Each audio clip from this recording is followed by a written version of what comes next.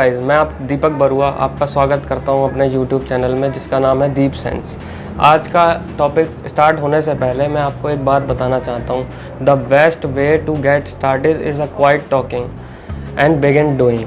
चलिए आज का टॉपिक शुरू करते हैं। आज का टॉपिक होगा हमारा logistics and supply chain management. तो पहले समझते हैं what is supply chain management, because it is a vast topic. Logistic is a part of supply chain management. इसको हम एक नॉर्मल से एग्जांपल के तौर पे समझते हैं जो इजीली आप रिलेट कर पाओगे। पहले समझते हैं what is supply chain management. Supply chain management को यूनिट को स्टार्ट करने से पहले आपको ये समझना होगा कि आपकी सपोज दैट ये बिस्किट बनाने की फैक्ट्री है या कुछ भी है, जो भी आप बिज़नेस कर रहे हो उसमें सप्लाई चेन का बहुत बड़ा रोल होगा। क्यों? अब ये इससे समझिए, आपकी बिस्किट बनाने की फैक्ट्री है तो आपको उसके लिए दूध, मक्खन और जो भी रिक्वायरमेंट है, आटा वाटा जो भी डालना की रिक्वायरमेंट होती है बिस्किट बनाने के लिए, तो आपको उसके लिए कुछ रॉ मटेरियल चाहिए होगा। उसके लिए आपको वेंडर से तो वो वहाँ से आएगा, उसके लिए आपको ट्रांसपोर्टेशन की ज़रूरत पड़ेगी। उसे कहते हैं logistics and supply chain. All the activities within the organization you are doing within the organization. तो आपको उसके लिए फाइनेंस, पीओ की ज़रूरत पड़ेगी, परचेजिंग ऑर्डर निकालना पड़ेगा, कितनी रिक्वायरमेंट है, मार्केट रिसर्च करनी पड़ेगी आपको।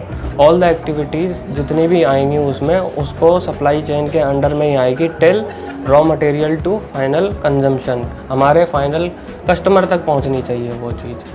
अगर वहाँ तक नहीं पहुँच रही है तो सप्लाई चेन बेकार है। इसी पे कंपनियाँ आजकल काम कर रही हैं। पहले के ज़माने में क्या होता था, किसी को कुछ नहीं पता था, सीधा वहाँ से ठेला आया उस पर माल डाल दिया और जा रहा है। तो पहले यही होता था कि वो 4 दिन बाद पहुंच रहा है, 5 दिन पहुंच रहा है, तो कस्टमर वेट करते थे, कोई वो नहीं था। बिकॉज 1991 आफ्टर द लिबरलाइजेशन जो मनमोहन सिंह की गवर्नमेंट ने किया, उसके बाद से क्या हुआ, हमने इस पे ज़ोर किया मैन्युफैक्चरिंग बढ़ाने पे। हम इंडिया क्या बन गया, आप समझिए, इंडिया बन गया वर्ल्ड मार्केट बन गया, क्योंकि यहाँ की पॉपुलेशन बहुत ज़्यादा है।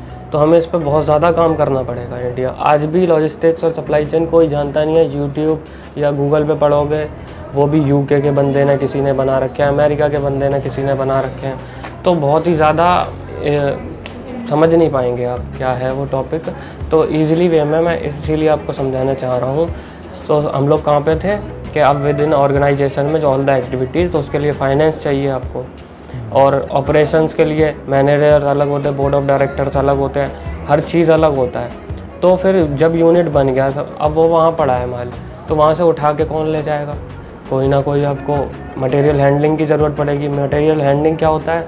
बड़े बड़े इक्विपमेंट होते हैं, मशीनरी होती है जो लिफ्ट करती है, वहाँ से निकाल के कितने भी किलो का। अब बंदे पहले क्या करते थे, खुद अपने हाथों से उठाते थे सामान, और इतनी कैपेसिटी नहीं होती थी। आजकल मशीनों ने चेंज कर दिया, रिप्लेस कर दिया ह्यूमन। बेसिकली मशीन ने बहुत काम आसान कर दिया है, इसलिए लॉजिस्टिक का चलन अब दोबारा लौट रहा है इंडिया में। पहले हड़प्पन सिटी में बहुत अच्छा ये सब चीज़ें होती थी। हमारी इंडियन हिस्ट्री बहुत आगे तक गई है, आप लोगों को पता ही होगा, जैसा कि हिस्ट्री में पढ़ रहे। अभी सब नॉर्मल अंग्रेज आए, पता नहीं क्या हो गया ये सब, एंड अब से शुरू हो रहा है। अब माल हमारा पड़ा है, उसमें हमारे वेयर हाउस में माल पड़ा है, तो वेयर हाउस से जाने के लिए आपको जितने भी ट्रक्स, बड़े बड़े कंटेनर्स की ज़रूरत पड़ेगी। तो वो कैसे जाएंगे वहाँ तक, आप इसको समझिए। आपको ट्रक की ज़रूरत पड़ेगी, रिटेलर तक ले जाने, होलसेलर के पास जाएगा, फिर रिटेलर के पास जाएगा, देन कस्टमर के पास जाएगा। तो रिटेलर के पास जाने के लिए ट्रक ज़रूरत पड़ेगी, हवा में तो बढ़ा नहीं दोगे, तो ट्रक की ज़रूरत पड़ेगी, तो ट्रक लेकर जाएगा, उसकी कॉस्ट आएगी, उसकी सारी चीज़ें इंक्लूड हो जाती है वो लॉजिस्टिक्स में।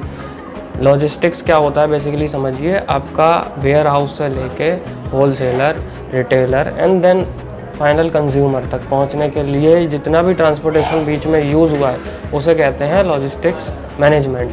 अब सप्लाई चेन के बारे में ऑल द एक्टिविटीज़ जो रॉ मटेरियल से, मैंने पहले भी बताया आपको, जो रॉ मटेरियल से स्टार्ट हुआ था एंड कस्टमर तक पहुंचा, तो देखिए उसमें आ गया लॉजिस्टिक्स, आ गया बीच में ही, आ गया, इंक्लूड हो गया। और सप्लाई चेन, पूरा सप्लाई चेन।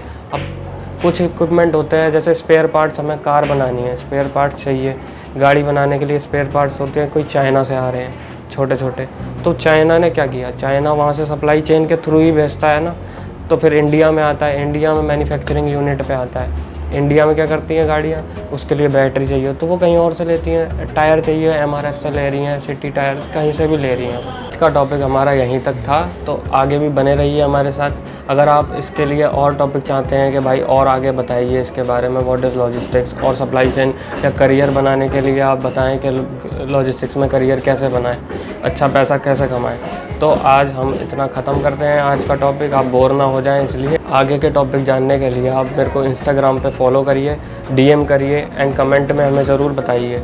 आपको अच्छी लगी तो वीडियो को लाइक करें, शेयर करें, सब्सक्राइब करें चैनल को, और एक बात, घंटे को दबाना ना भूलें।